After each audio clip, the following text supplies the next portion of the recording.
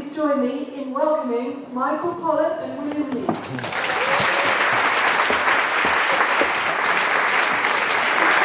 Thank you very much.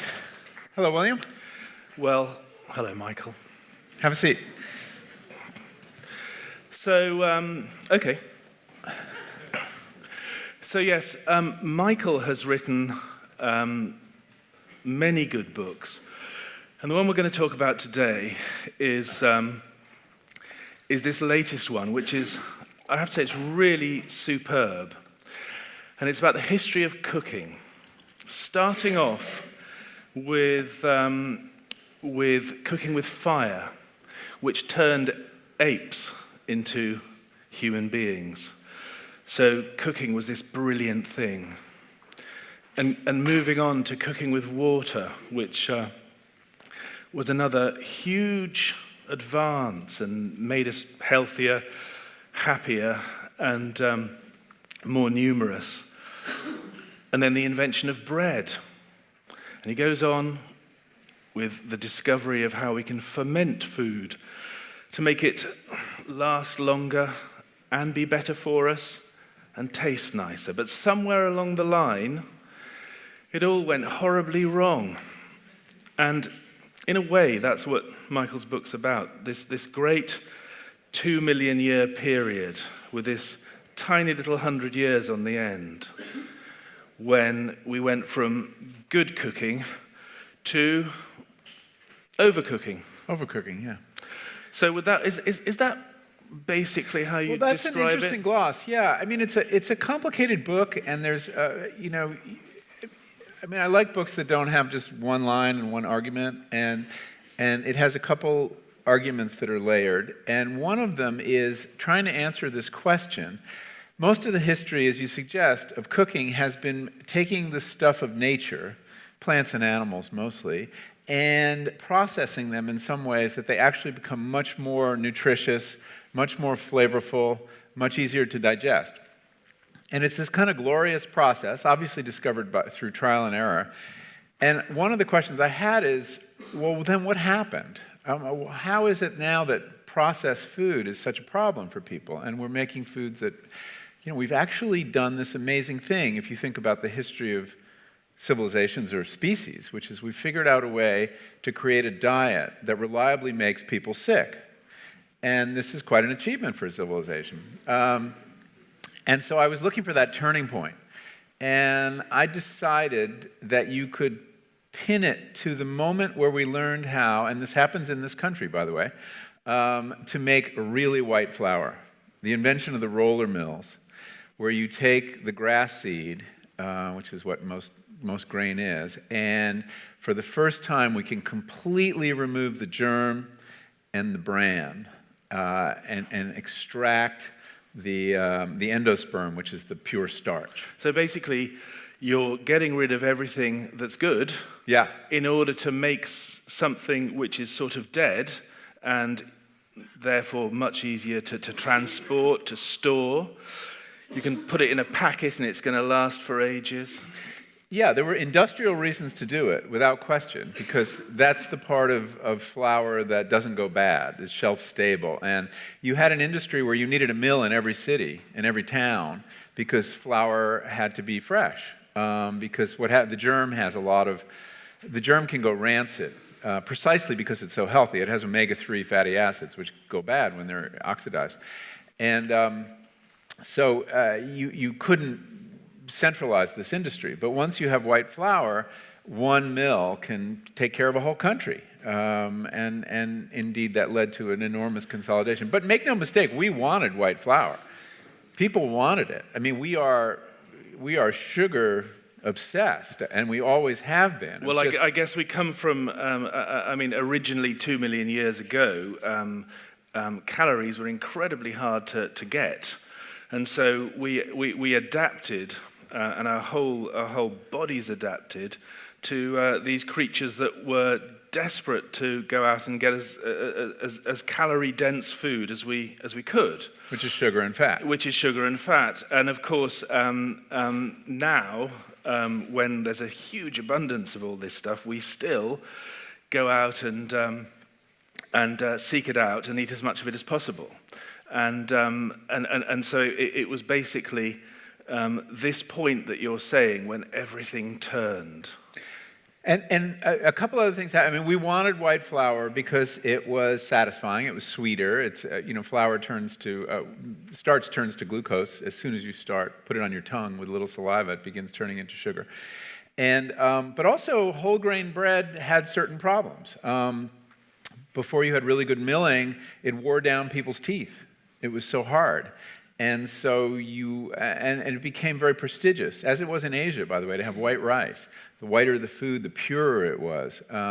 So we liked this also. And the way you got white flour before this amazing invention of the roller mills was you sifted it. You ground it whole on a stone, and you sifted it over and over again to get rid of the biggest, chunkiest bits of bran. But that kind of white flour, which only the rich could afford for the most part, still had lots of good nutrients in it because you'd smush the germ around and you couldn't get rid of it. But when you could refine it, it was this amazing moment. It's where the industrial logic comes up against the biological logic, which is, in a way, the story of agriculture too, where these two things are constantly fighting. And the industrial logic loves refined white flour because you can take the bran and the germ and sell them to somebody else. And so this became very important. You basically sold people this nutritionally almost worthless white flour, and then you took the germ and you sold it to the pharmaceutical industry, where they created vitamins to sell back to the people who had deficiencies because of white flour. It's a great business model. So we've got this the terrible moment, and I want to ask Michael in a bit what happened after the terrible moment, because we're seeing it now every day. We're seeing the results of the terrible moment. But I want to go back a little bit. In fact, I want to go back 1.9 million years to the moment that cooking first happened, because this, in Michael's book, is an incredible story. And what he explains is that 1.9 million years ago, we were apes, or we were things that we had hands on the end of our arms and on the end of our feet, lived in trees, were covered with fur, and so we're definitely more like chimps than people. And yet these chimp-like creatures, which were known as Homo habilis, domestic man, I suppose, somehow learned to cook or learned to control fire, and that was the start of absolutely everything. Yeah, this was a really key moment in our evolution. The theory, and it is a theory, called the cooking hypothesis, was developed or put forward by a Harvard primatologist and anthropologist named Richard Wrangham, who wrote a wonderful book called Catching Fire. And he's trying to answer a riddle that has perplexed anthropologists and archaeologists for a very long time, which is at a certain moment we depart from the apes and our brains get much bigger and more complex. And at around the same time, our digestive apparatus, our gut, get much smaller. And so what caused this? Because this is really a momentous change. Some people have thought it was meat eating. Once we started hunting, we learned how to hunt. We had this new supply of calories. But in fact, if you're eating meat raw, you don't get that much nutritional value from it. And also, your jaw doesn't and you shrink. Need a huge you need jaw an enormous ape-like, right. chimp-like jaw. And so if you're not cooking, Wrangham discovered, you have to chew about how much? Well, the apes our size spend half their waking hours, about 6 hours a day, in the act of chewing. It's no wonder they don't get much done. There's a lot you can't do if you're spending your whole life chewing, including hunting. And chimps, who actually like meat and know how to hunt, don't have enough time to make it an important part of their diet. They only have about 18 minutes a day to hunt. So and if you've ever hunted, you know it takes more time than that. But when we discovered how to use fire to cook meat and other foods, amazing things happened, because When you cook food, it's much easier to digest. You don't have to use as much metabolic energy to break it down, because basically you're taking some of the digestion and externalizing it. It's happening outside of your body. The food is also detoxified in various ways. It's sanitized by the process.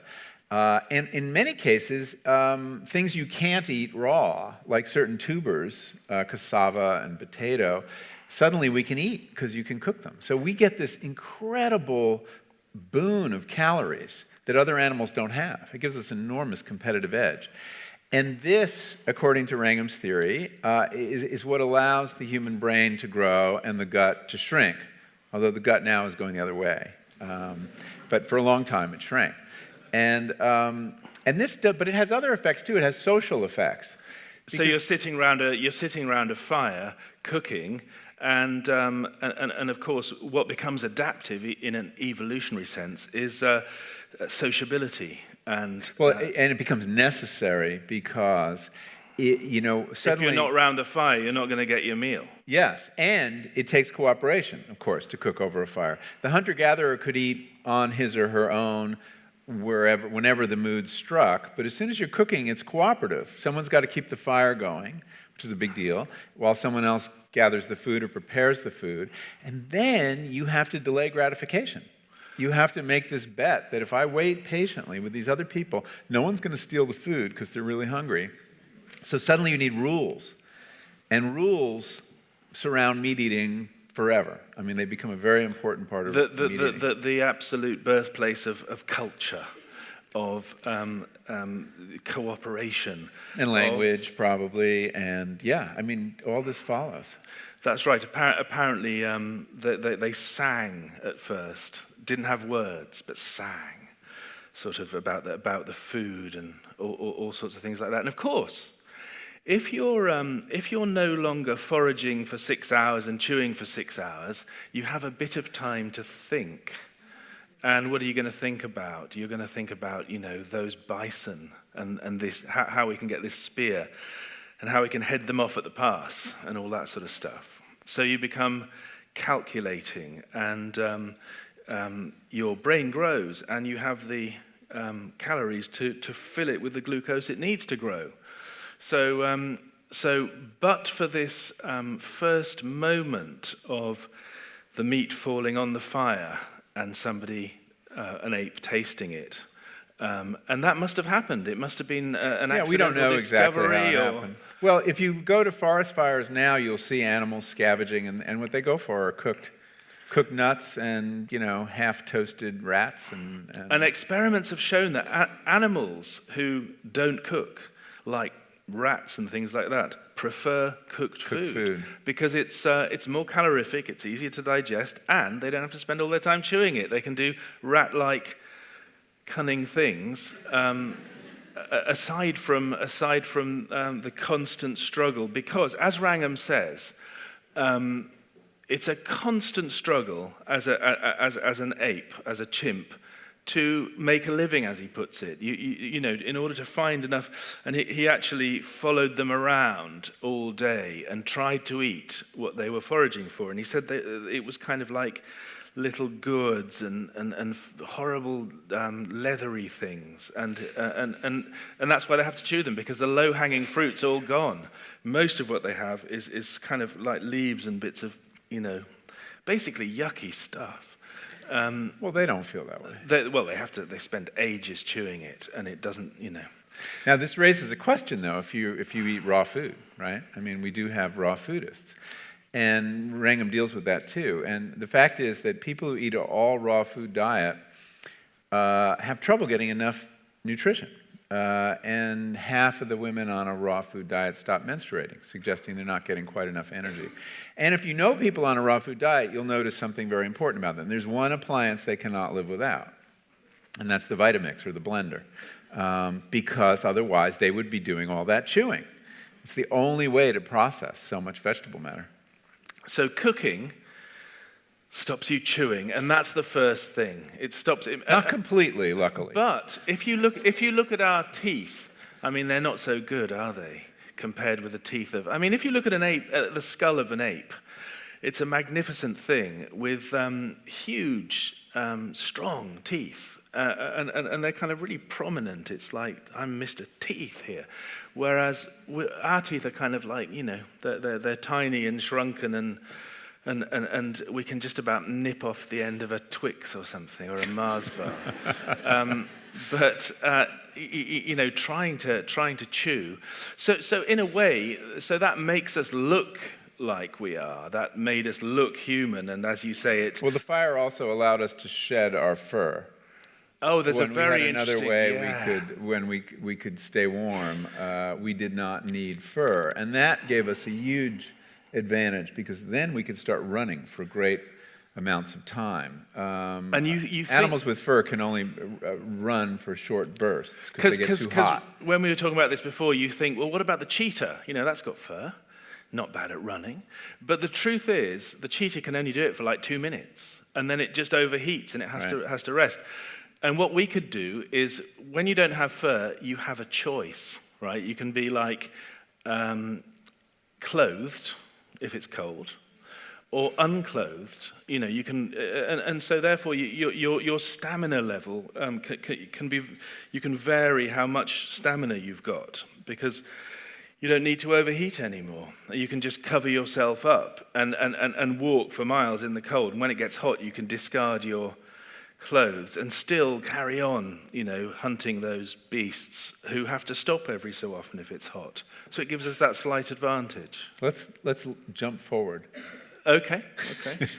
We're not getting to the factories yet, though, because no. But you were talking about teeth earlier, and teeth were still very important, though, until you begin cooking in pots and boiling. And this doesn't happen until 10,000 years ago. So we're jumping from 1.9 million to 10,000. Nothing happens in between. And before then, you needed teeth to chew what you were cooking. And this was a real problem for very old people or very young people. And once you have pots, earthenware pots, a development that doesn't come up till around the time of the birth of agriculture, and the two things are closely related, then you can boil water or other liquids and soften grain, which you really need to be able to do if you're going to have agriculture. And you can mix flavors, plants and meat together. You don't lose all the nutrients that you lose on a fire. Think about what drips into the fire. Now you're collecting that and creating this wonderful new thing called sauce.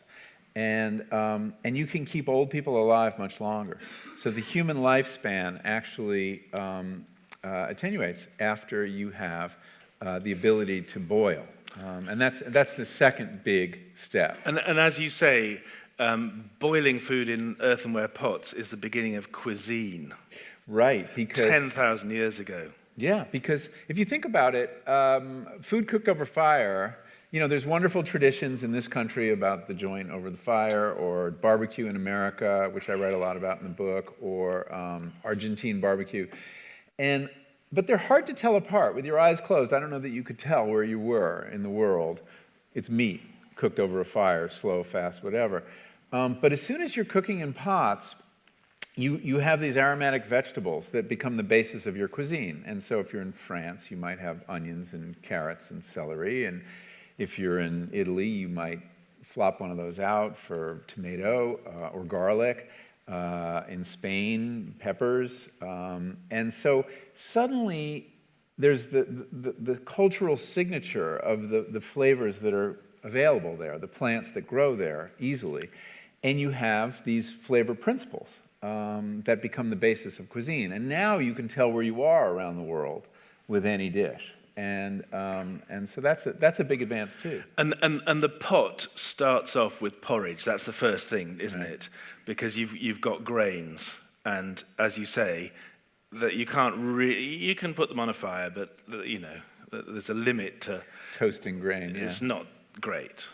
But so you have to have something to put them in, and that is a huge thing, because then. This makes the sowing of grains and the reaping of grains and the storing of stuff. You've suddenly got a store of stuff that lasts for a while, which is the very beginning of money, I guess. Mm-hmm. It's something that you can swap for. Also, everybody wants grains, everybody wants porridge, and when all your food is perishable, it's very hard to accumulate wealth. And so grains last a little bit. They're whole grains; they don't last forever. Yeah, they last years. But they last years, and so you can swap them for almost anything, for spears, for instance. So the cooking pot is the start of something huge, isn't it? And it's very closely connected to agriculture. We don't know what came first, whether it was the cook pot or farming, but these two things really depend on one another, because agriculture depends on growing grain. Grain's not really edible without the ability to grind it and soften it and add water to it. So. And also, you point out that as we've gone on through the years, we've wanted to, in some way, efface or hide from the stuff we're doing. And the pot encloses it, and it's something, who knows what's in the pot? When you've got a pig on a fire, you don't go, who knows what's there, because it's a pig on a fire. And there's something brutal about that you can't get away from. Whereas when it's in a pot, we've got bits of pig and bits of this and that, and it all mushed up, and it's a cuisine, and you don't have to know. And that's the very start of what we now see in the supermarket when we have a sort of plastic package with a little window and just a colour of something. And you could easily forget that it's a piece of an animal, a muscle of an animal. Yeah, well, we want to forget. That's right. And this wanting to forget, which is also the start of civilization, is kind of tragic. It's true though. When you see an entire animal, like with its head and stuff, and fish eyes, and all that stuff, you slightly recoil, and because you're so used to the idea of having it packaged and hidden away, its origins hidden away. Michael makes the point that across the world, the most successful living thing, which covers 2/3 of the Earth's surface, is grass, and really, extracting calories from grass, it's what people do low on the food chain.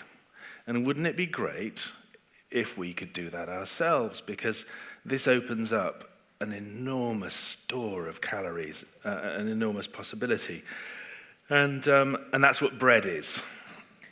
Yeah, well, ruminants can take nourishment from grass. Grass is the great solar collector, right? You have grasslands that extend over a tremendous amount of the Earth's surface, and they're collecting solar energy, and life, in the end, is a battle for energy, for the energy of the sun. But we can't digest grass. We don't have a rumen. We don't have that wonderful apparatus a cow has, but we have bigger brains than a cow. And so we kind of figured out how to do it, and that really was bread, which happens about 6,000 years ago, probably in Egypt, probably again by accident. But when I really began to understand this, when a scientist named Bruce German at UC Davis said to me, we were talking about bread and cheese and things like that, and he said, well, you could not survive on a sack of flour and water if I gave you all the flour you wanted to eat, even whole grain. But you could survive on the bread made from it. Same ingredients. I thought that was kind of amazing. Why is that? And he explained that the sourdough culture, basically flour, let's talk about wheat for a sec. Wheat flour is mushed up grass seed. Seeds are amazing things. Seeds contain everything you need to create a new life, right? A new plant. But they have fat, carbohydrate, protein, and all the minerals you need. It's all there, but it's locked up really tight in these long chains or polymers because the plant wants to protect it from animals like us. The plant wants to save it for the next generation of plants. But the sourdough culture that you use to ferment your bread, all those bacteria and fungi are putting out enzymes that are breaking down those long chains into shorter amino acids and sugars, simpler sugars. And they're also making all the minerals much more accessible. And then when you bake it, something even more miraculous happens. Whereas that porridge in the pot can never get hotter than the boiling point, by definition, right? Inside a loaf of bread is a pressure cooker. And you have these pockets of air, and they fill with steam. And steam can get much hotter than boiling water. It can get 300-400 degrees. So it thoroughly cooks the starch and makes that delicious and digestible and much more nutritious. So you see, bread is an ingenious technology for rendering grass seeds nutritious, digestible, and delicious. And that's why bread could be essentially the staple of the diet in Europe for 1,000 years. I mean, more than half the calories in the diet of your ancestors was bread. But, and this is where I've got to say but bread was the downfall, and it was making bread better for the person who made the bread than it was for the person who ate the bread. That was the big problem, and it was getting away from the big old stones that grind the seeds to the steel mills. And you write this really interesting sequence in which you go to two types of bread making. You go to an artisan baker, who is this guy who makes a small number of loaves in the old style, and then you go to mills his own flour on a stone. And he mills it. He does everything like it was done hundreds of years ago.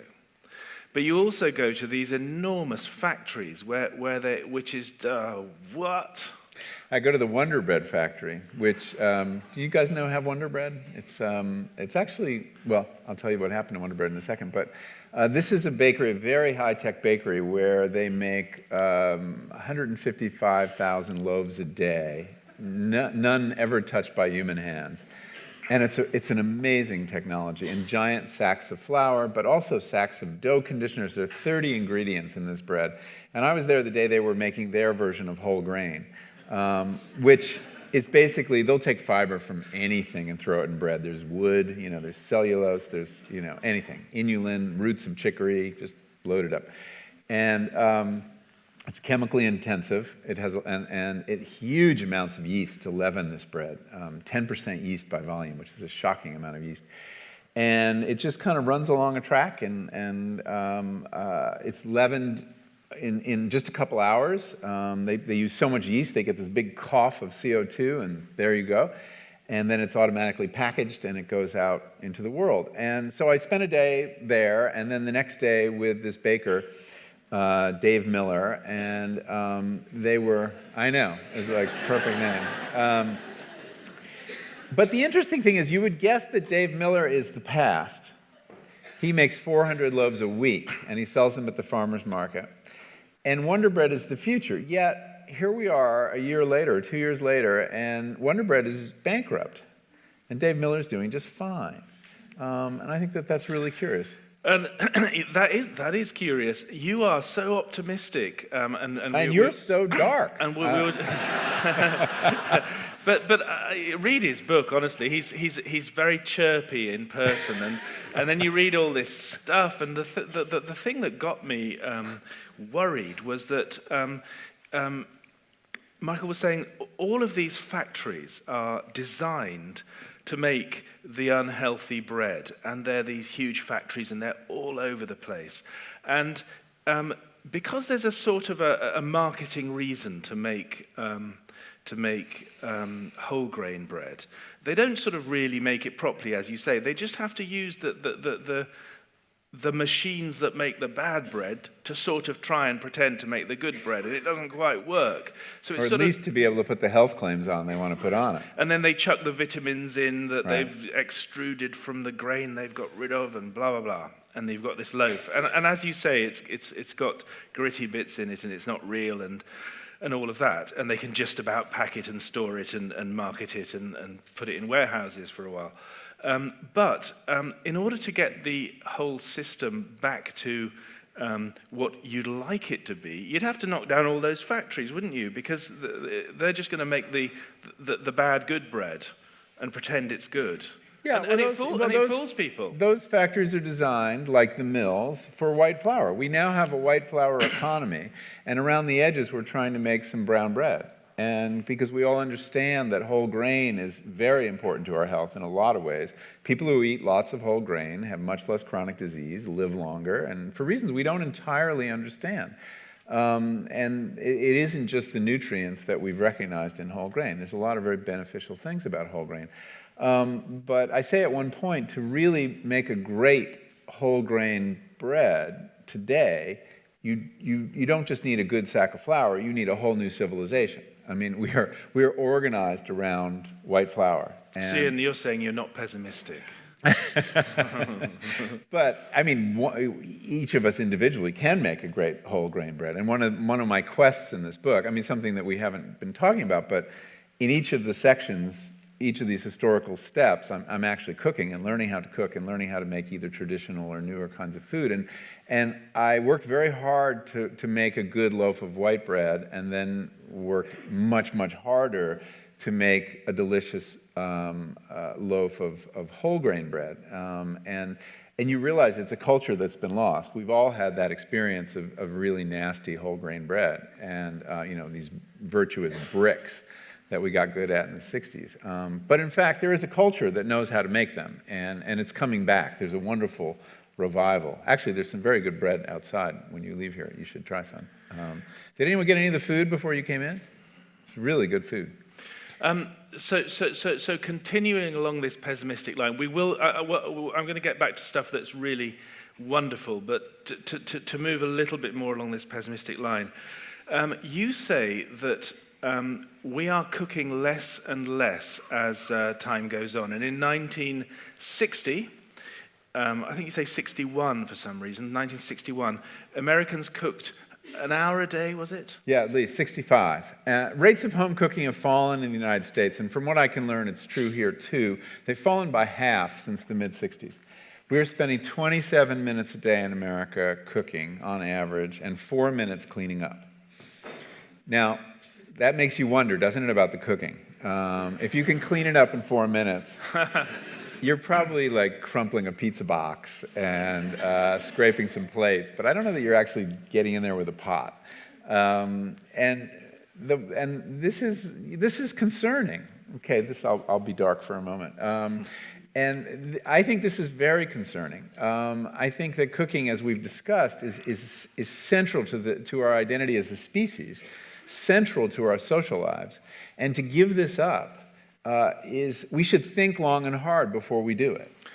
And as you said to me yesterday, something happened in the 60s which enabled this process of dropping the cooking to happen. And that was the tremendous, as you say, conversation going on between men and women, which was who's going to do the cooking now that we're both working.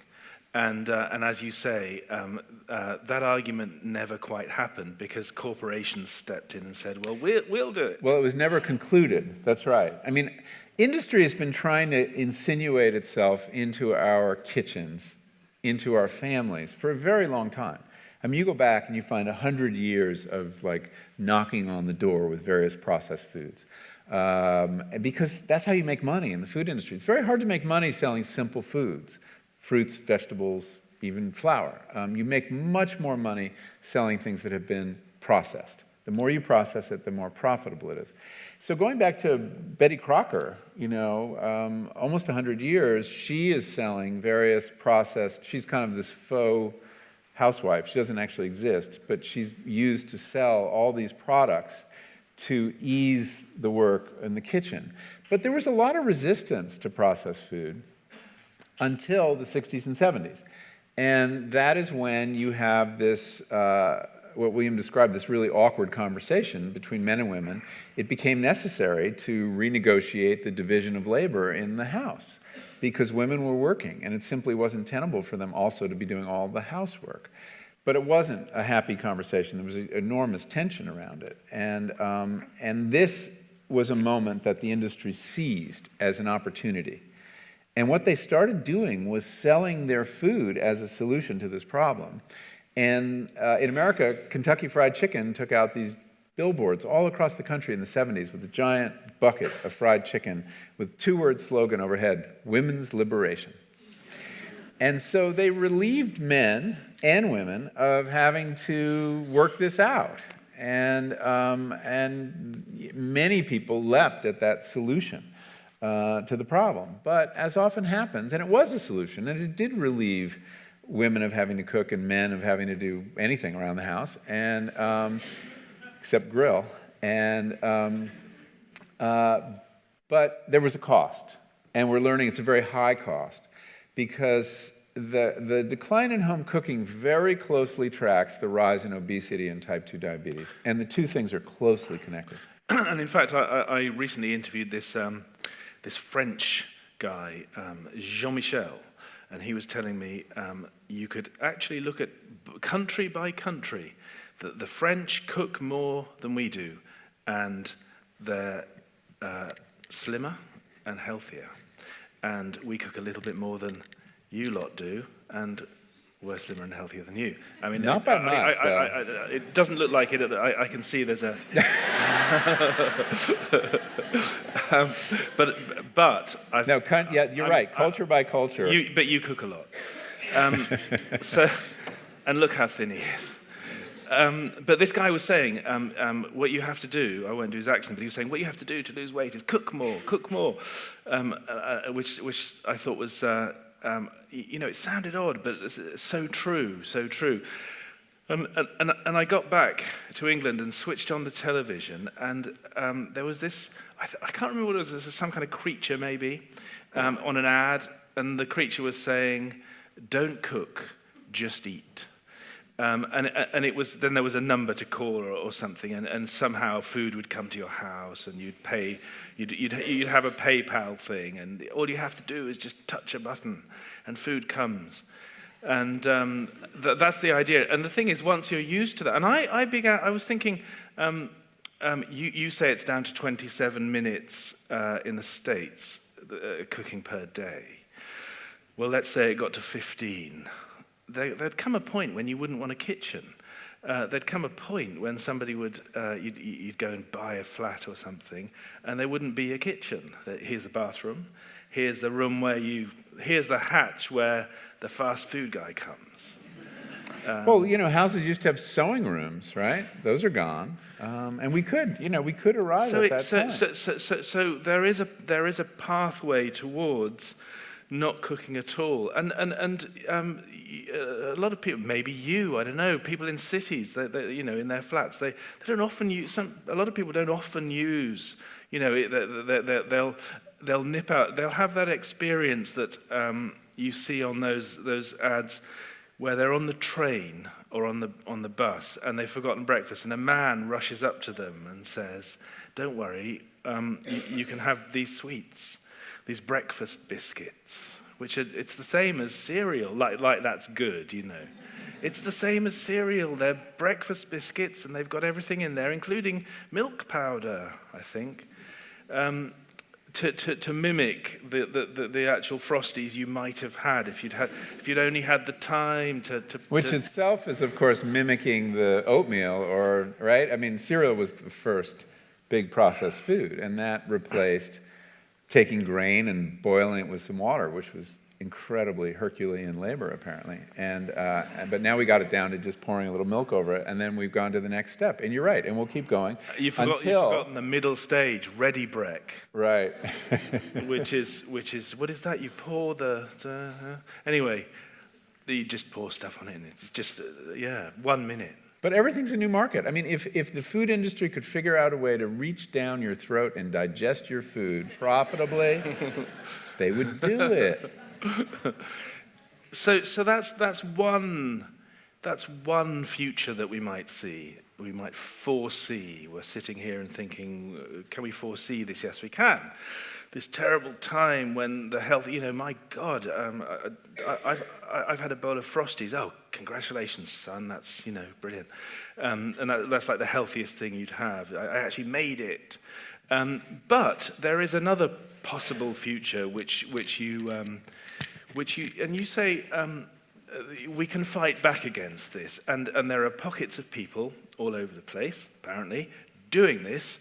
The people making the proper bread, the people rediscovering how to cook, rather than watching it on telly. And as you point out again, the less you cook, the more you watch it on telly with your microwaved meal, and you're watching people cook, because that somewhere deep within you is the species memory of watching people cook and how wonderful that is. Or your personal memory from your own childhood, too. Or your personal memory from your own childhood. Watching these incredible alchemies take place. I remember watching the first time that my mother showed me how to scramble an egg, and you take this kind of disgusting yellow goop and mix it up, and then you put it in a pan, and it just magically turns into these delicious golden nuggets. And we all have memories like that, and that's why I think we don't want to let it go. The fact that we obsess about food, we have this,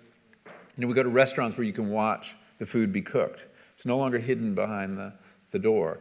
We watch cooking shows on television. It just tells me that there's something we miss about cooking. There's something deep and important that people will reconnect with, or beginning to reconnect with. That's why I'm optimistic.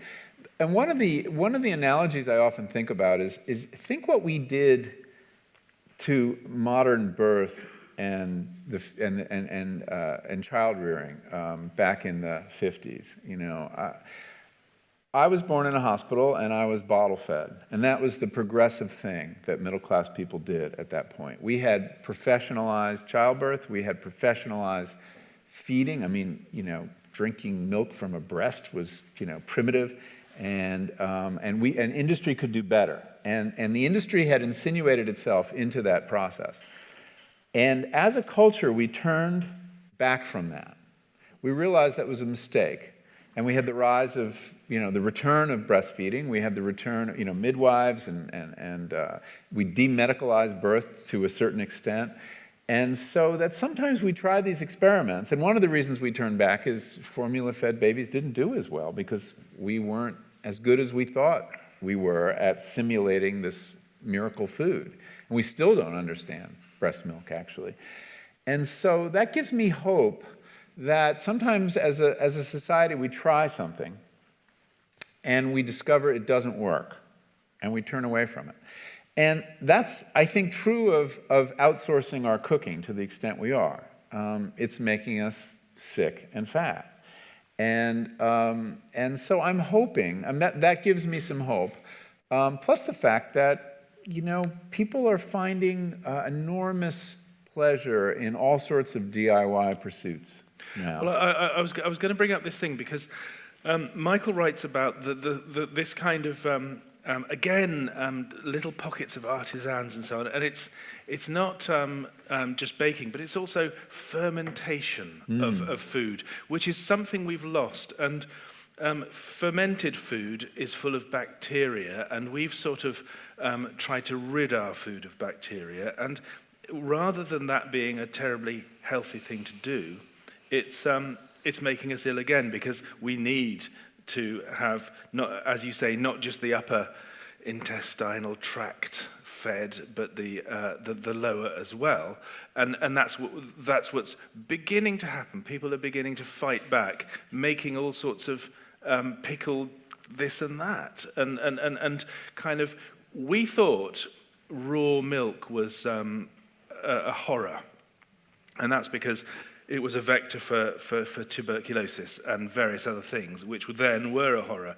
And so we pasteurized milk. And while that stopped us getting TB, it also got rid of all sorts of good things in the milk. And so you went to look at people who were deeply into fermentation, didn't you? Yeah, this was for me one of the most exciting parts of the reporting for this book, was meeting this whole group of people I call fermentos. These are people obsessed with fermentation. They're picklers, they're cheesemakers, they're brewers and mead makers, and they were unlike anyone I had met before in that their attitude toward bacteria and precision was so different than mine. I mean, I grew up in a household where we were all foot soldiers in the war on bacteria. And my mom, if a can of vegetables dropped on the floor and got a dent, she was sure it had botulism and she'd throw it out. And pork had trichinosis, so you had to cook it till it was, the way the English cook it. And we fought bacteria. And here were these people all of a sudden who were pacifists in the war on bacteria. They loved bacteria. They considered bacteria their friends. And they were very relaxed about sanitation, and were making this beautiful bacterially laden food, which it turns out is very important to our health. And of all the problems with the so-called Western diet, one of them turns out to be, not just all the refined carbohydrates, is the fact that it's so sanitary and that we're not getting bacteria in our diet, which we need. And the other thing about it, as you alluded to, is that in refining the food to be so readily absorbable, all these sugars and fats that we do absorb in our small intestine, we're not feeding the fermentation that goes on within our body, in our large intestine. I don't know if you realize it, but you're only 10% human. You are 90% microbes, if you're counting cells. And some of you may be less than 10% human, I don't know. So we've figured out a way to feed the 10% with processed food. And that's what processed food does. It feeds the 10%, but it robs the 90% of what they like to eat. It sounds like that kind of Occupy Wall Street thing, doesn't it? Yeah, the 99%. Except, yeah.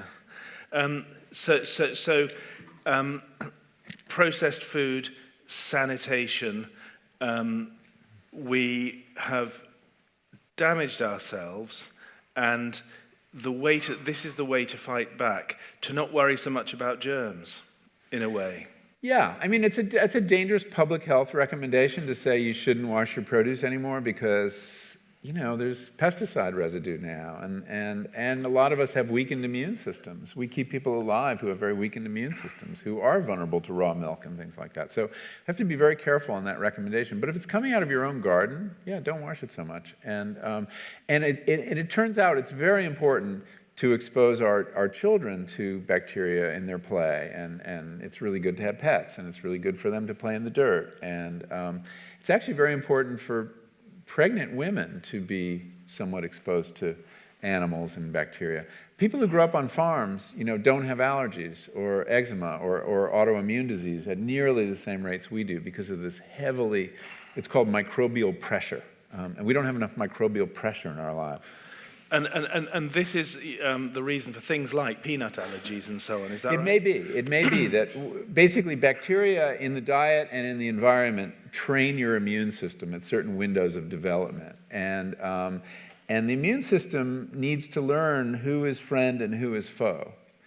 And the modern industrialized person's immune system is very confused on this point. It's kind of racist, isn't it? It's like no immigration. They're all foe. They're all foe, basically. Yeah. But in fact, a lot of them are actually friends, like the proteins in peanuts. Suddenly the body attacks it, or possibly gluten. And this may explain some of the problems people have with gluten.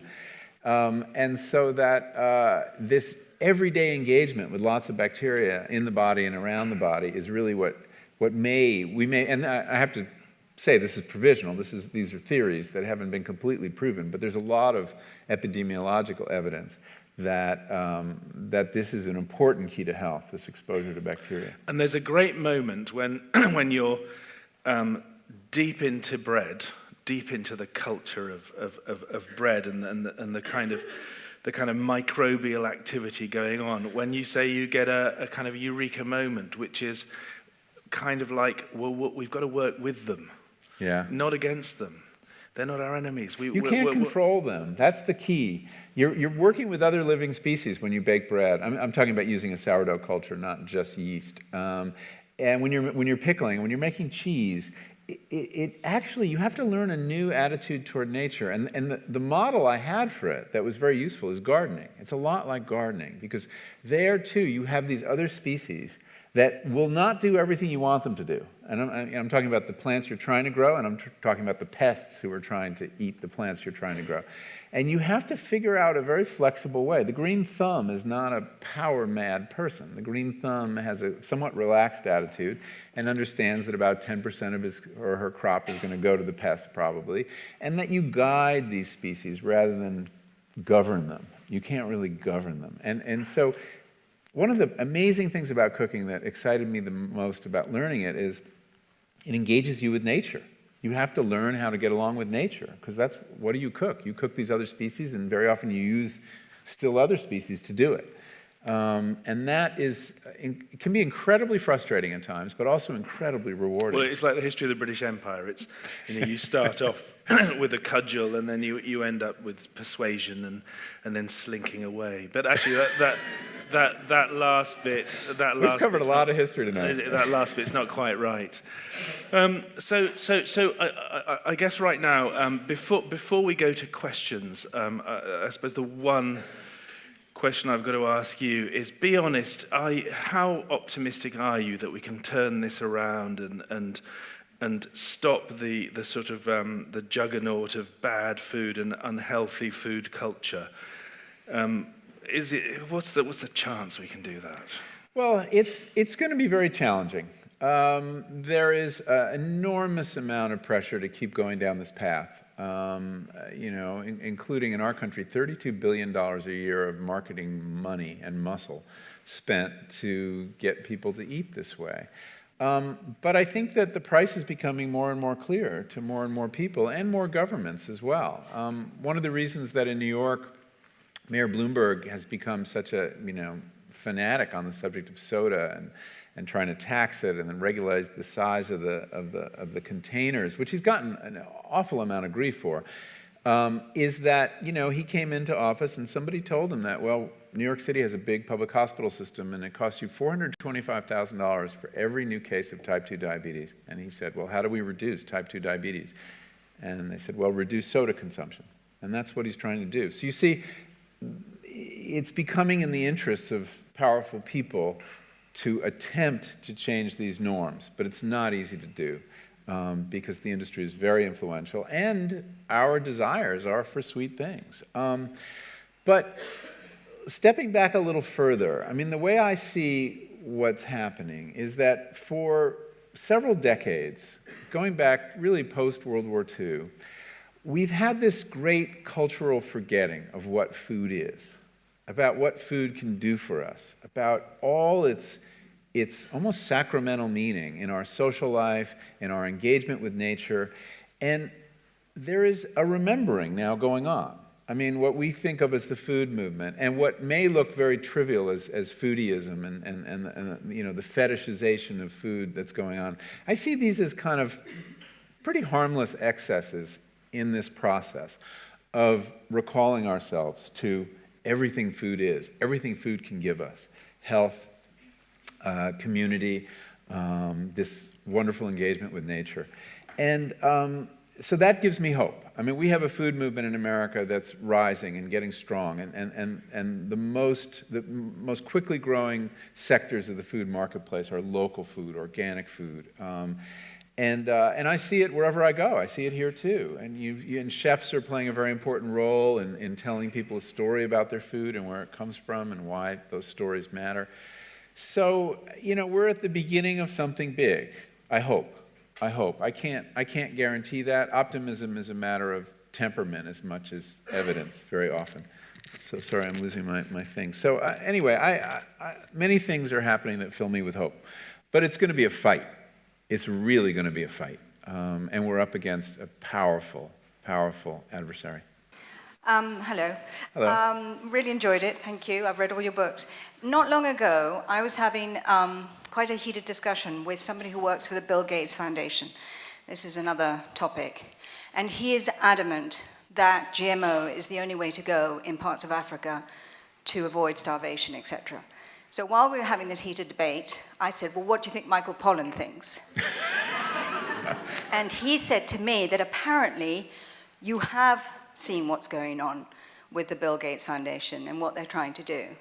But he wouldn't come down one way or the other on what you actually thought about the whole GMO question.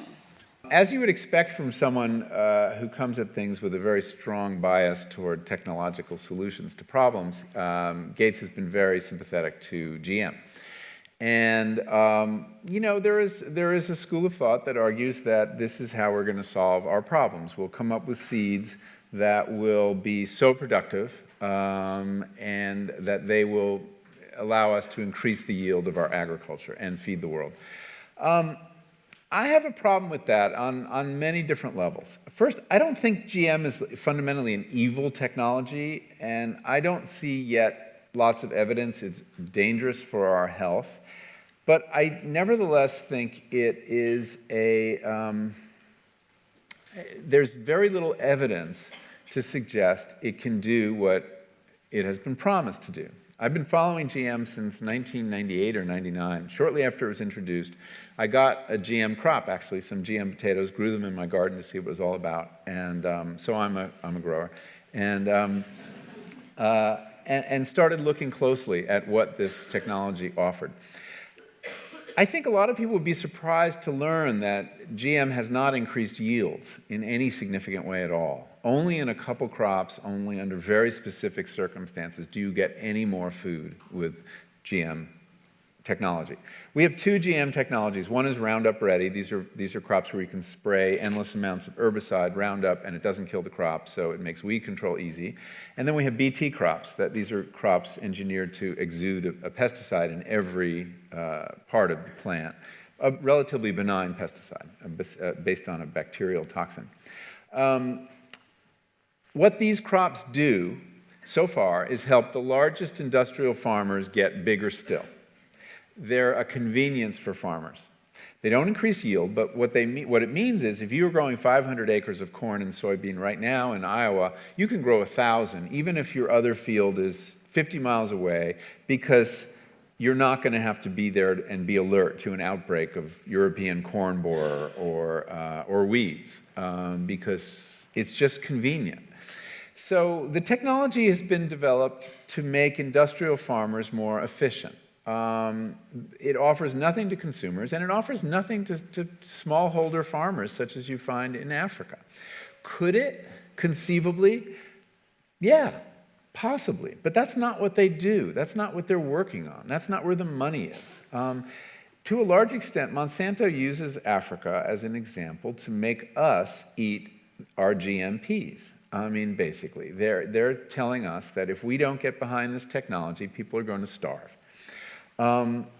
If we saw a big public breeding program to adapt GM to solve real problems that real people have, I think, and that it actually fed people who weren't eating, I think we'd have to morally get behind it if the costs were not, too high. But there's no evidence that that's happening. It's all being sold on a promise. And you have to, it's a pig in a poke, as we say. Show me what you've got that's actually going to relieve a problem. We hear a lot about drought tolerant crops. Okay, that's a big focus of research that I think Gates is supporting. That sounds really good. We're going to have a lot of drought in the future with climate change. But if you look at it, if you have a drought tolerant corn, that plant does very poorly in wet years. You lose yield in wet years. It's a brittle technology designed for a very specific set of circumstances that you can't count on, because the point of climate change is going to be variability, not continual drought. Whereas if you have a healthy soil with lots of organic matter, those plants withstand drought even better, and they do well in a wet year. Organic agriculture, a lot of people don't realize this, but organic cornfields outperform conventional ones in drought years because the soil holds so much water. There is a very resilient technology that doesn't have any intellectual property, so nobody's interested in it. So I'm very skeptical of GM. I think we make a mistake putting all our eggs in that basket. I think that there are other more context-based solutions to these problems, but I'm not willing to rule it out. And I don't think we should rule it out. I just think we should get them to put up or shut up, as we say, and instead of scaring us into giving them carte blanche.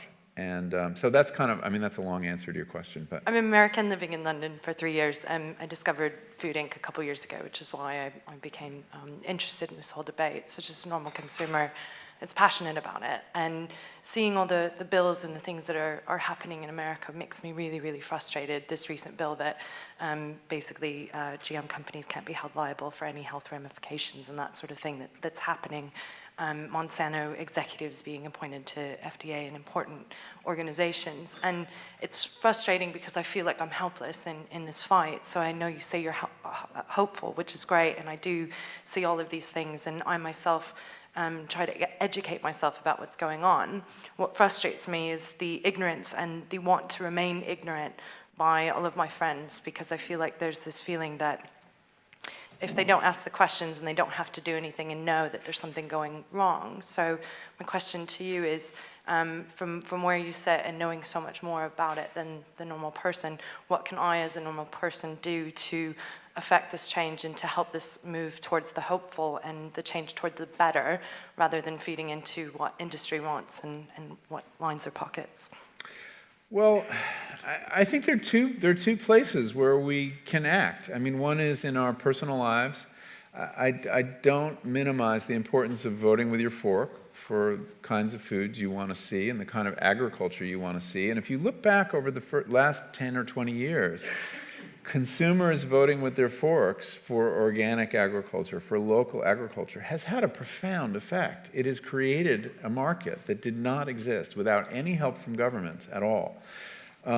So the consumer side of this movement is not trivial, and it is noticed by the government, and it is noticed by the industry, and it is, I think we have a chance to build an alternative food economy that will be a counterweight, and we all can contribute to that if we want to, but it's not enough. We have to vote with our votes also. I mean, the fact is, you have to be fairly affluent to vote with your forks, because very often these alternative foods cost more, and not everybody can afford them.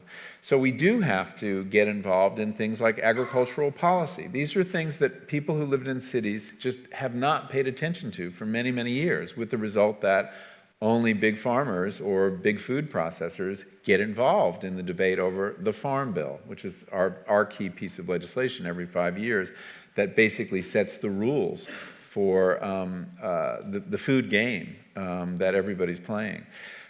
Yes, Monsanto is working very hard to inoculate itself against any kind of government oversight, and they're slipping bills into the Farm Bill right now, or trying to. And it isn't clear whether it will get through or not, but they really want a free pass, and they've infiltrated the government in lots of ways. It's a very powerful company. And if I have one, essential problem with Monsanto, is it's too much power in too few hands, and that to have one company controlling the genetic resources on which all of humanity is dependent is dangerous. I mean, it's not even clear that we should be able to patent seeds or patent life forms of any kind. I think we made an enormous mistake when we went down that path. And one of the reasons we did that was because a general counsel at Monsanto named Clarence Thomas ended up on the Supreme Court and helped write that decision. So monopoly power is definitely something we have to challenge whenever we can. And people who live in cities need to pay attention to agricultural policies, because they affect, you are eaters, and eaters should have a voice in those conversations, and they should insist on a voice, and their legislators should learn that actually agricultural policy, the vote on the Farm Bill, or whatever the comparable law here, is not something you can trade away for your interest in some urban issue. We're all eaters, we all care. So there's a lot of politics rising around this, and as discouraging as that might be, we're also fighting to get labeling. And in California, we had a ballot initiative last year that lost by only 1 or 2 percentage points to label genetically modified food. And this is something this country and 95 other countries already have, and we don't. But we're very close to getting it. And Monsanto and its allies had to spend $44 million to stop it, an immense amount of money. And it will pass somewhere soon. And this will be this will rock their influence, I think, in very important ways. So get involved. I mean, even from here, get on the listservs of various groups that are doing it. If you go to my website, there's lots of resources and different groups who can keep you apprised when there's a really important vote in Congress, and a call to the legislature would be useful. Hi, my name's Matt. I'm from Seattle, and so you're about to have this vote, very soon. Yeah. Well, first off, thank you very much for your writing. I very much appreciate your contribution to my changing my view on food. I've struggled with that. My relationship to food my whole life. But in terms of doing something effective to change what's going on, it seems interesting that, the Grow Your Own movement is really, taking off. In Seattle, there's something called pea patches. Here they're called allotments, I believe. And, you have to get on a waiting list for 2 years. So the demand is there for people to grow their own. And where space is precious, it's really hard to do that. And, I've found through Hugh Fernley Woodingstall has got a movement online where you can sign up to be a grower or somebody with land to share. And, I've tried to get involved in that, and it's really, really hard. The demand is very high. So I'm just kind of curious about your opinion, on that, if you see that growing, if you see that as an effective piece of, people really reestablishing the right relationship with food, or is it more just about really supporting the farmers? Because is it just not practical? No, I think gardening is a really important part of this movement. Actually, I think that you can grow a significant amount of fresh produce in home gardens, and we did during World War II. In America, I think we grew 40% of the fresh produce was grown in home gardens during the Victory Garden movement, and I'll bet the numbers were similar here. And, gardening my first book was about gardening, Second Nature, and I got into all this work through the garden. It's in the garden that I learned about food. It's in the garden that I began to learn about my relationship to other species in the natural world. Gardening teaches us a lot. And if you garden and if you grow food, you will cook, because what else is going to happen to that zucchini? And it creates this wonderful surplus, and you will cook, and you will give things away, and you will trade with your neighbors, and you will appreciate the work of good farmers. You won't begrudge them their price, because you know how hard it is to do well. And what food is more, fresh and seasonal than what you can grow in your garden? So I think it's very important. I think as a didactic matter, as a teaching matter, and actually as a source of calories. And we talk about, good, fresh, organic produce being beyond the reach of many people. Well, this puts it in reach of many people. We need more allotments, obviously. We need to, in America, we've got lawns that we need to rip up. I mean, lawns need to turn into gardens. We have 25 million acres of lawn. I mean, that land is available. People are still afraid to grow food in their front yard, that their neighbors will be upset. We have to get over that. That's a cultural norm we have to change. I work for Compassion World Farming, and we're a group trying to get rid of factory farming, mainly because of the cruel way that animals are treated. But also, I'd be really interested if you could say a little bit about what you think about the huge amount of world's grain, I think well over a third, that goes to animal feed, as opposed to raising animals on pasture, etc. So I'd love to hear from you on that. Yeah, thank you for asking that. That's a really good question. When we talk about this question of feeding the world and how are, the Gates question, and how we're going to have enough calories to feed the world, it's important to understand that we do have enough calories now. We are growing to feed a population of 9 or 12 billion. We're growing 6,000 calories per person per day. You only need 2,000 calories. So where's it all going? Well, a lot of it is going to feed meat animals. I think about 40% of the grain goes to feed animals. And that if we reduced our meat consumption, there would be plenty of food for everybody.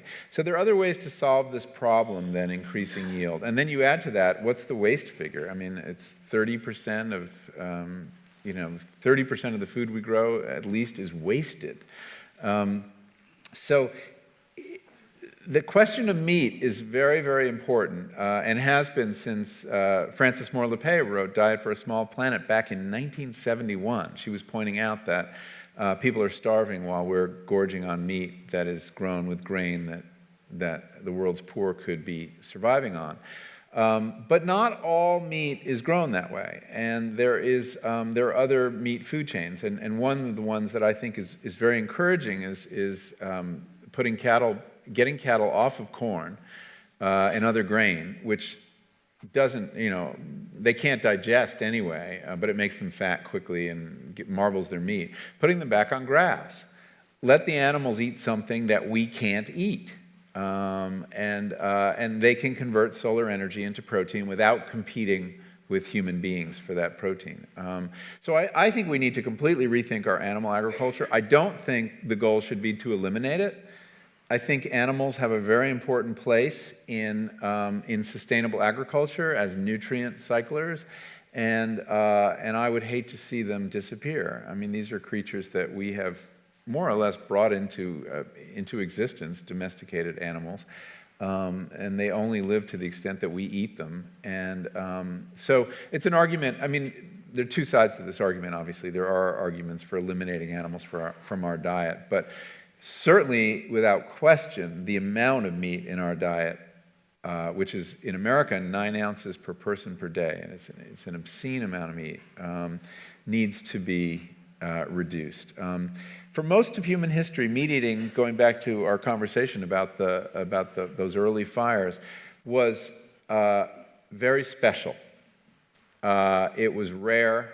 It was wonderful, and as a result, it was filled with rules and ceremonies and rituals. And it's only in our own time that meat has been so common and so cheap that we can eat it without a thought. And I think that will be a little bubble in history, because it simply can't go on. If the Chinese, for example, start eating meat at the rates we do, well, we're just screwed. I mean, there just aren't the resources to do it. But getting cattle off of grain, very, very important step. I'm a sustainable seafood consultant, so I work a lot with fish, and I'm just very surprised that there's been no mention of fish, either in early man conversations. I am Canadian, but I live in London, I live in the UK, and we're surrounded by water, and there's a lot of stuff with fish, fishers, farmers of fish. And so I've been following your track in London and your advice to the Sustainable Restaurant Association, to the chefs, which didn't have any mention of fish, and then your conversation tonight that didn't have any mention of fish. So I just, my whole world is fish, and so now that I have you here, I'd love to get your opinion on some of the fishing as well as fish farming. And I also wanted to say, one of the things that we are fighting with you is I project manage Catchbox, which is the UK's first community-supported fishery. So it's like a veg box, but with fish, and it's run out of Brighton. It's really cool. Hugh Fernley-Whittenstall supports it, and it's really about getting people to connect to fish, cook their fish, really pay attention to it, and it's really successful. We're midway through our first season, and it's a brilliant success. Thank I wanted you. to share that with you, because Well, I don't know if you'd ever hear that. I'm really glad I didn't talk about fish, because there's someone in the room who knows much more about it than I do. You're right. I haven't addressed fish very much in my work, and it's because I don't know a lot about it. And I think it's incredibly difficult, fraught area. It isn't really clear that there are any sustainable fisheries, and as much as we hope that there are, and we wish that there would be. But if you dig down in each one, you find actually it's not as simple as you thought. And these cards with the checkoffs, sometimes it's not good enough. And we've had cases where, a great example, Walmart decided they wanted to sell they're the biggest food retailer in America. They wanted to sell sustainable fish. They went to the Marine Stewardship Council. What can we sell? We need a white flesh, kind of bland fish. And they said Alaskan pollock. And they dutifully went and started selling Alaskan pollock. And they crashed the population of Alaskan pollock because they sold so much of it. So it's really a problem. And one of the great challenges we face, I think, as a civilization is developing a truly sustainable aquaculture. Right now, aquaculture, by and large, and tell me if I'm wrong, has all sorts of problems because you have to feed the fish something, and you usually feed them other fish or fish meal. So you're basically, scooping up the bottom of the fish food chain to make food for this, for your fish, and that's creating huge problems in the wild. Not to mention the waste problems and the antibiotics that are used to feed the fish when they're in confinement. It's a lot like feedlots. But it seems to me that we haven't been trying to farm fish on a large scale for very long, and that it seems to me a problem we might be able to solve. And it's really well worth working on. And I've seen interesting examples of aquaponics, which is a way of growing fish in rotation with plants, so that you grow fish in a big tank. And you could do this with tilapia or golden perch, and the dirty water from the fish is pumped up and passed through a bed of gravel in which you're growing plants, food plants. And those plants absorb the nitrogen and the other nutrients and the minerals from the fish and clean the water, and by the end, that water can come back to the fish. And that's kind of a beautiful idea. And you see, this goes back to your point about animals, why you need animals and plants in a relationship to have a really sustainable agriculture. Now, you still have the issue of what do you feed them. But some people are working on raising insects to feed fish. They apparently a lot of them like bugs. And we're not competing with them for bugs. And so soldier fly larvae and things like that. But if we put a little bit of ingenuity and a little bit of investment into solving this problem of fish, which are so important to our health. I mean, omega-3 fatty acids are, a very important nutrient. There's a reason that civilizations grow up where there are fish. They too contribute to a big and healthy brain. It seems to me that is one of the highest projects that faces us, is how to solve this problem. So that's the full extent of my knowledge on the subject. And if you want to know more, at the end of the talk, go back there. Thank you. Thanks for your question. I read an article was in the Observer this weekend saying that local food actually, you have to consider more than just food miles when purchasing our food. And that perhaps, for instance, apples grown in New Zealand might have used fewer pesticides per acre than an apple grown down the road. So, not considering organic, but just what do you think about that? Well, when you're talking about local food, there's an argument used to discredit local food that involves finding some examples where the carbon footprint of the stuff, it's always from New Zealand for some reason, is lower than the local stuff. And I don't know the apple example. The one I always hear is lamb. That lamb from New Zealand ends up actually having a lower carbon footprint than lamb from Great Britain. And then you look more closely and you realize they're comparing grass-fed lamb in New Zealand with feedlot-fed lamb, which I didn't realize you have, but feedlots of lamb here. And so, yes, of course, because the boat ride is not a giant part. Actually, transporting food by ship is pretty efficient. So you can find examples like that, and we should scrutinize all these things. And in fact, someday we should have a label with the carbon, the amount of carbon it takes to get every piece of food to our table. It'd be very, very interesting and full of interesting anomalies like that. But I also would point out that the reasons to buy local food are not simply about energy or carbon, that there are many other reasons to do it. And I don't always do it. There are times when I don't do it. But the argument for local food has as much to do with economics and keeping money circulating in your community, keeping farmers and business in your community, keeping the agricultural landscape as an agricultural landscape. There are many values attached to local food. And to reduce it to that single metric is to caricature what the movement is about, I think. And then there's the freshness of the food, and the fact that food that doesn't travel as far is generally more nutritious. But you can always find exceptions. And there are people now being paid to generate those exceptions because it's become a threat to industrial agriculture, that more people are choosing local. So there are cases where that New Zealand lamb or maybe that New Zealand apple is a good choice. But in the end, it depends, what values do you want to support? Are you going to make all your food decisions based on food miles or carbon? Or do you care more about, say, the agricultural landscape and preserving it? Or do you care about freshness and seasonality? there's no one way one right way to vote with our food dollars. There are many different, you can express your values in many different ways across the spectrum. The key is not to find the right answer for everything. The key is to be conscious in your decisions, to basically realize you now have these wonderful opportunities we didn't have a few years ago to embody your values, whether it's environmental, whether it's health, pesticide, economics, with your food choices. And so, in a way, that's more of a burden because you've got to sort through all this information. But I see it as a great opportunity too. You've led me perfectly into my question, which is I'm really intrigued as to what you eat and drink in a typical day. Well, I'm an omnivore,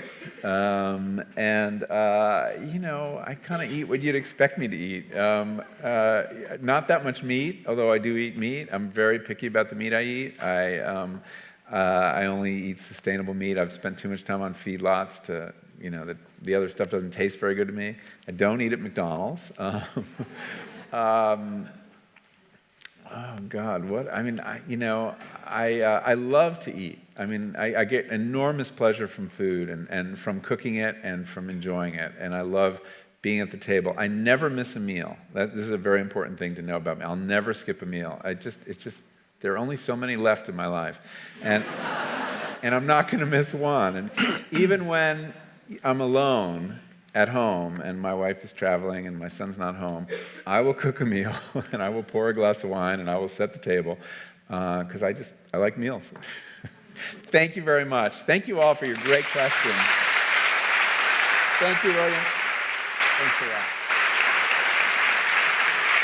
Thank you.